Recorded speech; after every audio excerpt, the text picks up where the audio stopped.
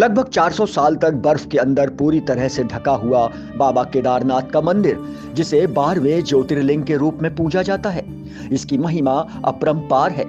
चारों तरफ बर्फ के पहाड़ और दो तरफ से मंदाकिनी और सरस्वती नदियों के बीचों बीच खड़ा भगवान शिव का ये अनोखा मंदिर 2013 में बेहद भयावह और विनाशकारी आपदा को झेल चुका है और ना जाने और भी कई छोटी बड़ी आपदाओं को झेलने वाले बाबा केदार के इस धाम में बाबा की ऐसी महिमा है कि कभी इस मंदिर का बाल भी बांका नहीं हो पाया।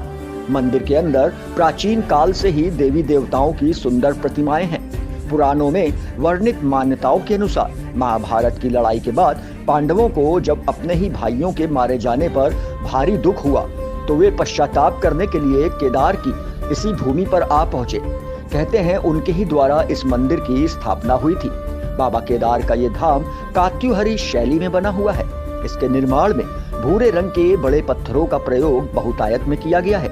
मंदिर की छत लकड़ी की बनी हुई है, जिसके शिखर पर सोने का कलश रखा हुआ है। मंदिर के बाहरी द्वार पर पहरेदार के रूप में शिव के सबसे प्रिय नंदी की विशालकाय प्रतिमा बनी हुई है। केदारनाथ मंदिर को 3 भागों में बांटा गया है: गर्भगृह, दर्शन मंडप और सभा मंडप। तीर्थयात्री यहाँ भगवान शिव के अलावा रिद्धि सिद्धि के साथ भगवान गणेश, पार्वती, विष्णु और लक्ष्मी, कृष्ण, कुंती, द्रौपदी, युधिष्ठिर, भीम, अर्जुन, नकुल और सहदेव की पूजा अर्चना भी करते हैं। उत्तराखंड में हिमालय पर्वत की गोद में केदारनाथ मंदिर 12 ज्योतिर्लिंग में सम्मिलित होने के साथ 4 धाम और 5 केदार में से भी एक है। केदारनाथ धाम और मंदिर 3 तरफ पहाड़ों से घिरा है। एक तरफ है करीब 22,000 फुट ऊंचा केदारनाथ, दूसरी तरफ है 21,600 फुट ऊंचा खर्षकुंड और तीसरी तरफ है 22,700 फुट ऊंचा भरतकुंड। केदारनाथ मंदिर न सिर्फ 3 पहाड़ बल्कि 5 नदियों का संगम भी है।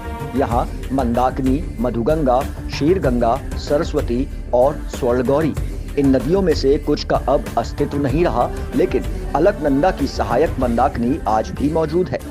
केदारनाथ मंदिर में स्थित शिवलिंग 12 ज्योतिर्लिंगों में से एक है। ज्योतिर्लिंग के दर्शन मात्र से ही समस्त पापों से मुक्ति मिल जाती है। केदारनाथ पहुंचने पर यहाँ का सुहावना मौसम आपका मन मोह लेता है, लेकिन श्रद्धालुओं की बढ़ती हुई भीड़ यहाँ कई मुश्किलें भी पैदा कर रही है। बीती 6 मई को 4 धाम यात्रा शुरू हो गई। देखते ही देखते केदारनाथ में श्रद्धालुओं का हुजूम उमड़ पड़ा है। लाखों लोग यहाँ दर्शन के लिए पहुँच रहे हैं और ये संख्या लगातार बढ़ती ही जा रही है। इस दौरान मौसम भी यहाँ खराब हो रहा है। श्रद्धालुओं की बेहिसाब बढ़ती भीड़ और मौसम की दुश्वारियों ने लोगों के सामने आसी मुसीबतें भी खड़ी कर दी हैं। केदारनाथ धाम में एबी न्यूज इंडिया की टीम भी मौजूद थी। क्या स्थिति है केदारनाथ धाम की और क्या मुसीबतें झेल रहे हैं यहाँ पहुंचे लोग, सब कुछ बताएंगे आपको हम इस खास रिपोर्ट में। कोरोना काल के बाद बाबा केदारनाथ के पट खुले तो यहाँ दर्शन करने वालों का हुजूम उमड़ पड़ा। गौरीकुंड से हजारों की संख्या में श्रद्धालु केदारनाथ धाम की तरफ बढ़ रहे हैं। भक्त यहाँ से करीब 21 किलोमीटर की दूरी पैदल चलकर, घोड़े या पिट्ठू पर बैठकर पूरी करते हैं, लेकिन मौसम बिगड़ने के बाद हुई बारिश ने यहाँ खासी मुश्किलें पैदा कर दी हैं। मार्ग में जबरदस्त कीचड़ हो चुका है, इस पर पैदल चलना भी खासा मुश्किल साबित हो रहा है। वहीं सवारियों को बैठाकर चलने वाले घोड़े तक फिसले जा रहे हैं। उधर क्षमता से ज्यादा श्रद्धालु पहुंचने से यहाँ अफरा तफरी का माहौल बन गया है। 4 धाम यात्रा में श्रद्धालुओं की संख्या लगातार बढ़ रही है। फिलहाल ये स्वास्थ्य विभाग के लिए सबसे बड़ी चुनौती बनती जा रही है। ये बात खुद स्वास्थ्य महानिदेशक डॉक्टर शैलजा भट्ट ने भी स्वीकार करी है। श्रद्धालुओं की संख्या बढ़ना खुद में सरकार और शासन के साथ ही स्वास्थ्य विभाग के हाथ पांव फुलाने का काम कर रही है। आपको बता दें कि केदारनाथ यात्रा ने पिछले सारे रिकॉर्ड तोड़ दिए हैं। वही यात्रा शुरू होने के 5वें दिन ही मौसम विभाग ने अलर्ट जारी किया था कि 40 किलोमीटर प्रति घंटे की रफ्तार से हवा चल सकती है। उत्तरकाशी, बागेश्वर, पिथौरागढ़, चमोली और रुद्रप्रयाग जिलों में येलो अलर्ट जारी करते हुए बताया गया कि ओले भी गिर सकते हैं, इसलिए यात्री मौसम के हिसाब से अपनी यात्रा का प्लान करें। भक्तों की भारी भीड़ ने यहाँ के सारे होटल फुल कर दिए हैं। आलम यह है कि 500 रुपए में मिलने वाला होटल का कमरा 5,000 रुपए तक मिल रहा है।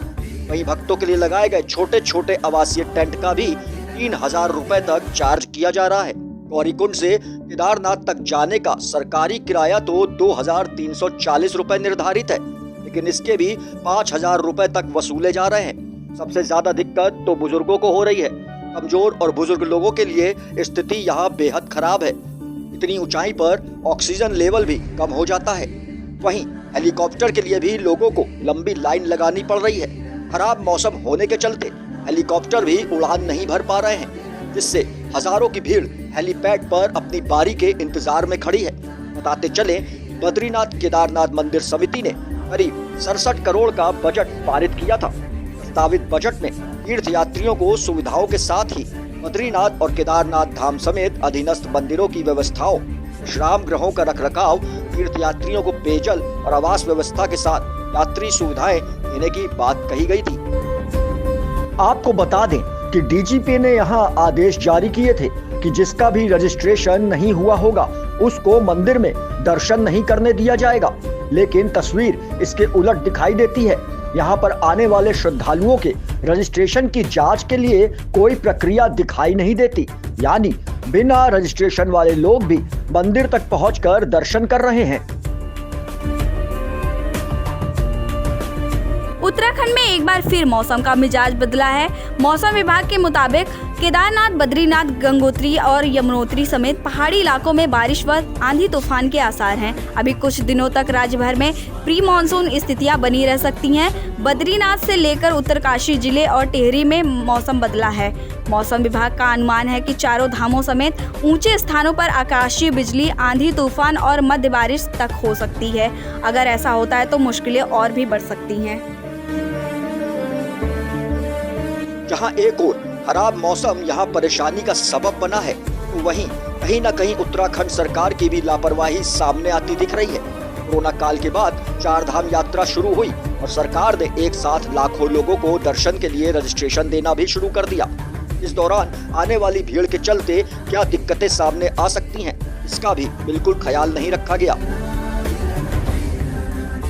वहीं श्रद्धालुओं को भी ये सोचना चाहिए था कि बाबा केदारनाथ के पट पूरे 6 महीने खुले रहते हैं। ऐसे में मई-जून में ही लाखों लोगों का यहाँ एक साथ आना समझदारी का कदम नहीं लगता।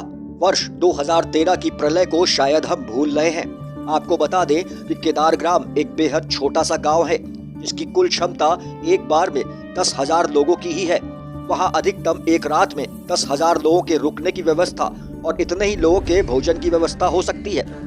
लेकिन 6 मई को कपाट खुलने के पहले दिन ही सुबह गौरीकुंड तक 20,000 लोग पहुंच गए थे। इस भीड़ को नियंत्रित करने में प्रशासन को पसीना आ गया था। इसके बाद लोगों को गौरीकुंड में ही रोक दिया गया था। 7 मई के बाद से ही केदारग्राम की हालत ये हो गई है कि एक भी होटल, गेस्ट हाउस, धर्मशाला में एक भी कमरा खाली नहीं है। लोग खुले आसमान के नीचे 2 डिग्री तापमान में अलाव के भरोसे सो रहे हैं और खाने का भी कोई सही बंदोबस्त नहीं है। ये बात पूरी दुनिया जानती है। पारिस्थितिक रूप से ये काफी नाजुक इलाका है। वर्ष 2013 प्रलय के वो 48 घंटे भुलाए नहीं जा सकते। फिर भी सभी को मई में ही यहाँ पहुँचने की जिद सवार है, जबकि दर्शन के लिए मंदिर के पट अभी 6 महीने तक खुले रहेंगे।